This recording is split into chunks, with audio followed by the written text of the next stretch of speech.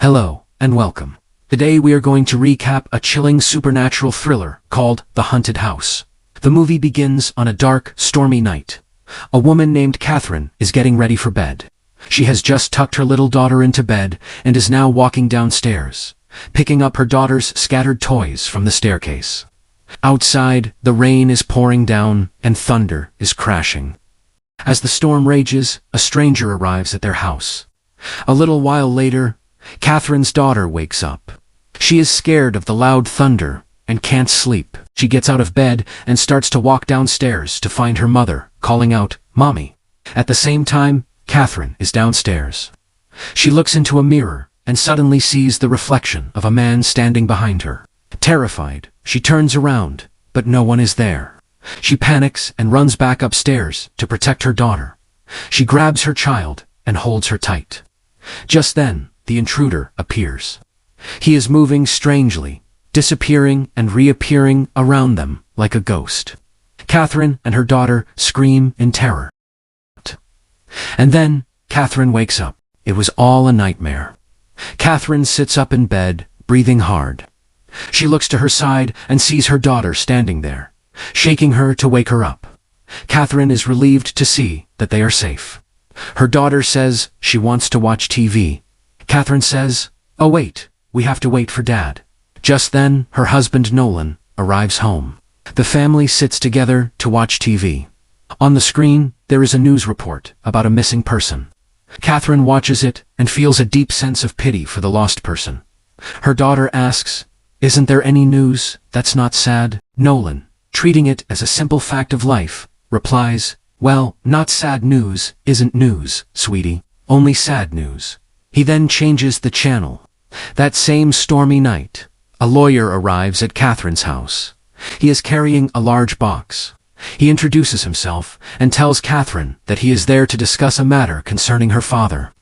Catherine calls Nolan, and he invites the lawyer inside. The lawyer sits down and breaks the news. Catherine's father died 2 weeks ago from cancer. He then reveals something shocking. 2 years ago, her father bought a large house. He intended it to be a wedding gift for Catherine. Catherine asks, "Where is the house?" The lawyer replies, "It's in the Hillcrest area, about 20 to 25 miles from here." He explains that her father wanted to give her this gift in person, but he sadly passed away before he got the chance. Catherine is conflicted. She explains that her father abandoned her and her mother when she was only 14 years old. Since that day, she hasn't spoken a single word to him. She has held on to that anger for years. But the lawyer tells her that the house is worth over $11 million. It is a massive inheritance. Despite her feelings about her father, Catherine decides to accept the house. The next day, she and her husband go to the lawyer's office and sign the papers to take ownership. Catherine, Nolan, and their daughter drive to the new house. When they arrive, they are amazed. The house is even better than they imagined. It is huge, with a vast, beautiful yard. The family is excited. As they prepare to open the front door, they meet Lucas Portwell, the groundskeeper. Lucas introduces himself and tells them that he has been taking care of the house and the grounds for the past 2 years. After a brief conversation, Lucas leaves them to explore their new home. The family goes inside. They walk through the rooms, admiring the expensive furniture and the grand design. Everyone loves the house. Catherine goes upstairs to look around. As she walks past a large mirror, she sees something in the reflection. A person walking right past her. She spins around, but the hallway is empty. She looks everywhere, feeling strange and uneasy. She walks toward a door, and suddenly it swings open, startling her again. But it is just Nolan. Nolan excitedly shows her the dining room, telling her how amazing the house is. They go upstairs to find their daughter, who is calling for them. She says she has something to show them. She points out the window to a river near the house. There is a dock, she says. Catherine looks out the window at the river dock. She is stunned. She tells her family that this exact scene, the house, the river, the dock looks exactly like a painting she made for her father when she was a little girl. It seems her father bought this specific house because it matched her childhood drawing. Soon, the moving company arrives. They bring all of Catherine's furniture and boxes into the house, setting everything up. That night, the family settles in. Catherine watches her daughter drawing a picture. She praises her daughter's art, and they share a sweet moment. Later, Catherine goes to Nolan. They are being intimate in bed when Catherine looks up at the ceiling fan. Suddenly, she sees a woman appear on the ceiling. That person is staring down at her. As quickly as she appeared, she vanishes. At that exact moment, a vase in the room shatters on its own. Catherine is terrified, but she tells herself it's just stress and exhaustion. She goes to the bathroom and takes some sedatives to help her relax. She decides to take a bath. She falls asleep in the tub. While she is sleeping, her daughter wakes up from a nightmare and comes to the bathroom door. She knocks and calls out for her mother. Catherine hears her daughter calling. She hurriedly gets out of the tub. In her rush to grab a towel, she accidentally pulls on the cord of a plugged-in electrical device. The device falls into the water. Catherine is electrocuted. As the electricity courses through her body, her mind is flooded with a terrifying vision. She sees a flash of a woman with her hands tied up. Then, Catherine blacks out and collapses. Her daughter shouting and screaming when she sees her mom. Nolan wakes up, rushes in, and finds Catherine unconscious. He yells at his daughter to call 911. Hours later, the paramedics and police are there. They use a defibrillator to restart Catherine's heart. Every time they shock her, Catherine sees a vision of a woman being drowned in a bathtub. When she finally wakes up, she sees 4 dead women standing around her, staring at her. A moment later, the ghosts disappear, and she sees only the paramedics and her family. The next day, Catherine wakes up in a hospital room.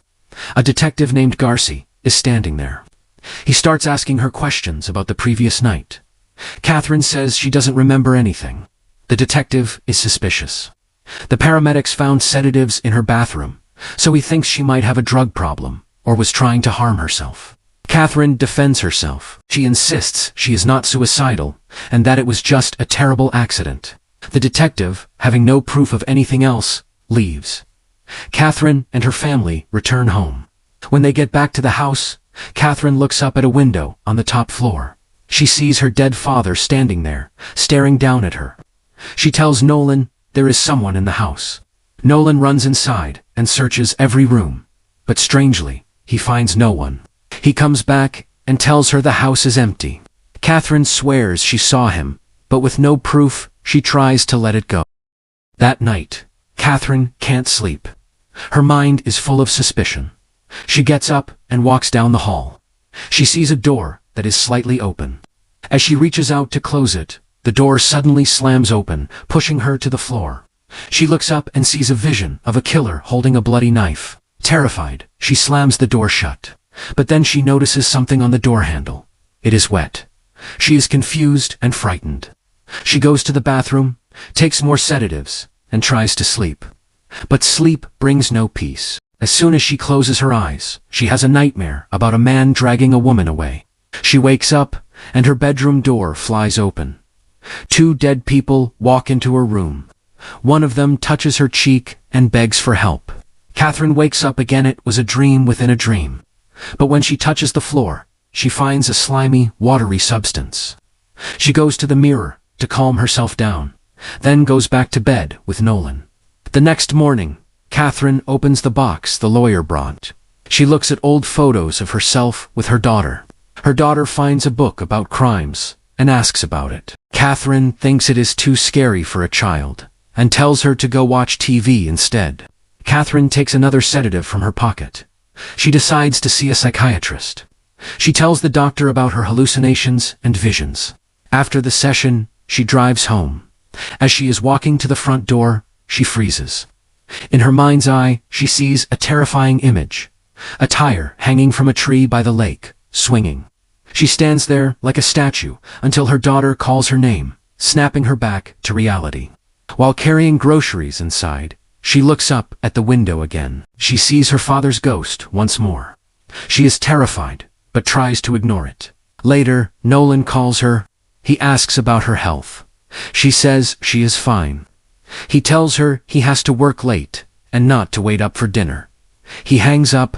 On the surface, Nolan seems like a good husband, but in reality, he is having an affair with one of Catherine's friends, a woman named Emma. Catherine has no idea and continues her life as a housewife. One night, Catherine tucks her daughter in, saying, "Good night, sweetheart." She gathers some laundry and goes down to the basement to wash clothes. While she is down there, the lights start to flicker. The basement door slams shut and locks.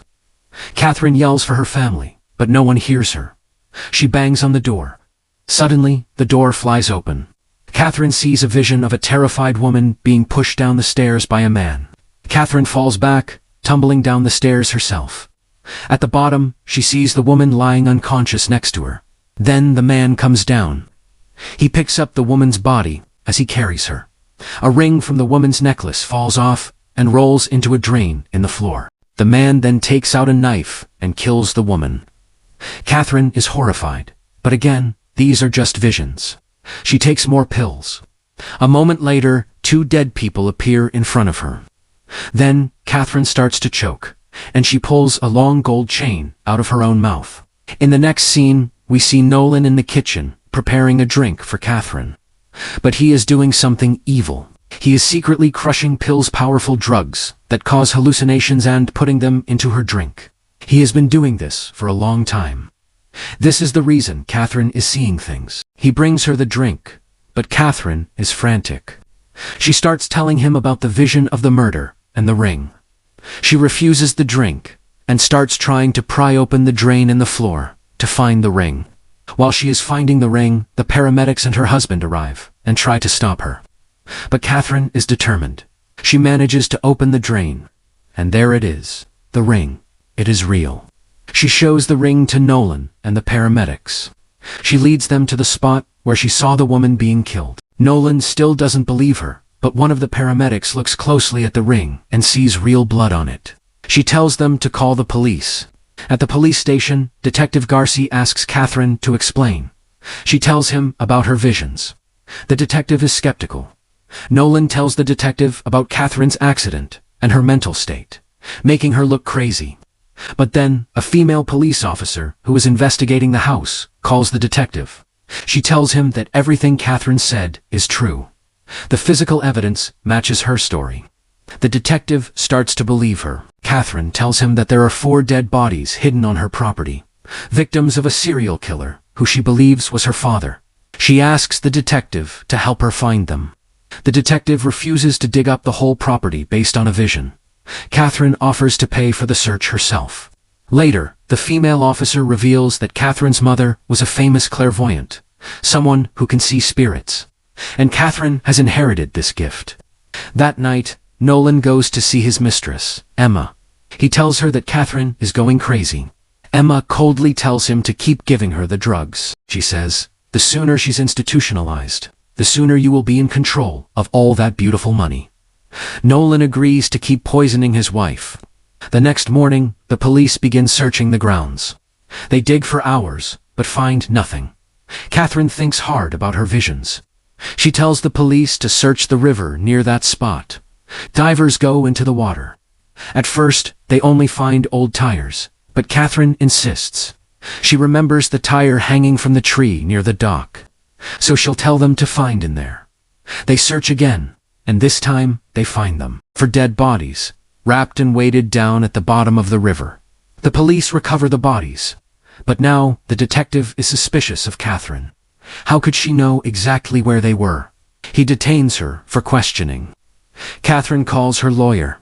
At the station, she gets angry at the detective's accusations. Her lawyer arrives and asks, "Are you actually charging my client with anything?" The female officer replies, "We are not charging her, but we do have a subpoena to get a blood sample from her.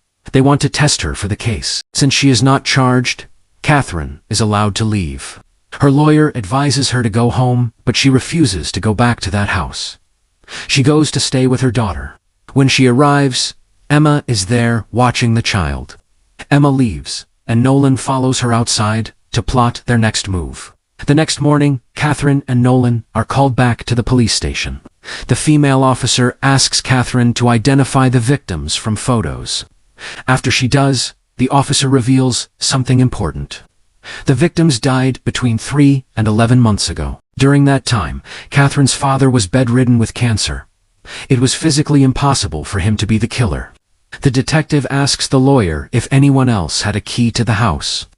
The lawyer says the only other person who had a key was the groundskeeper, Lucas Portwell. The police rush to Lucas Portwell's house. They enter and find it quiet. In the basement, they find Lucas dead. It looks like a suicide. Around him, they find trophies, personal items from the dead women and photos of their murders. The police believe the case is closed. Lucas was the serial killer, and he killed himself out of guilt. But they are wrong. The real killer is still out there, watching them and living with them. In the next scene, Nolan and Emma are arguing. Nolan is worried Catherine will find out about them. He leaves angrily, but he doesn't know that the female police officer is watching them and taking photos of their affair. Catherine decides she wants to destroy the house.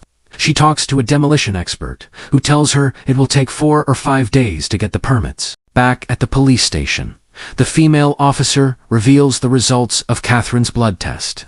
She tells Catherine that they found animal tranquilizers in her blood. She explains that these drugs, if given to a human in small doses over time, cause hallucinations and delusions. She then shows Catherine the photos of Nolan and Emma. She reveals Nolan's hidden criminal record. Catherine realizes the truth.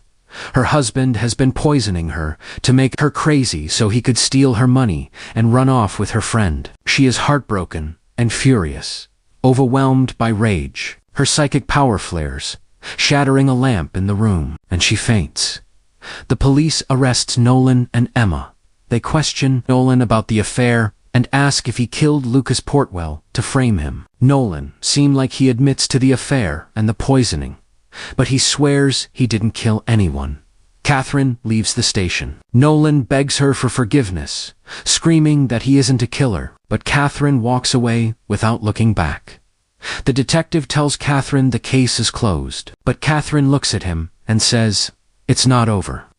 She knows the real killer is still out there. Catherine goes back to the house. She senses someone is inside. She tries to make a call, but the detective appears. Catherine realizes the truth. The detective is the killer. He used Lucas's house to plant the evidence and killed Lucas to cover his tracks. He is the one who killed the women in this house. She looks at him and asks, "You going to kill me like you did the others?" The detective, arrogant and thinking he has one, admits to everything. He moves to attack her, but as he grabs her, he is suddenly overcome by memories of his own abusive childhood. He pauses, confused. Catherine looks at him calmly. She says, "I have small friends who are anxious to see you. They want me to bring you here." She tells him to turn around. The detective turns. Behind him, the ghosts of the dead person appear. They are angry. They surround him. In the chaos, a fire starts. The ghosts trap the detective inside the burning room, and they are watching the detective. The police arrive. The female officer tries to run upstairs to save the detective, but the fire is too intense. She runs back to Catherine and asks what happened. Catherine looks at the house burn, and then she looks at the officer and simply says, "You wouldn't believe me if I told you." The movie ends with the house destroying itself and the evil within it, leaving Catherine free to start a new life with her daughter. Thank you for watching this recap. We will continue to bring you amazing stories like this, so please like and subscribe to support the channel.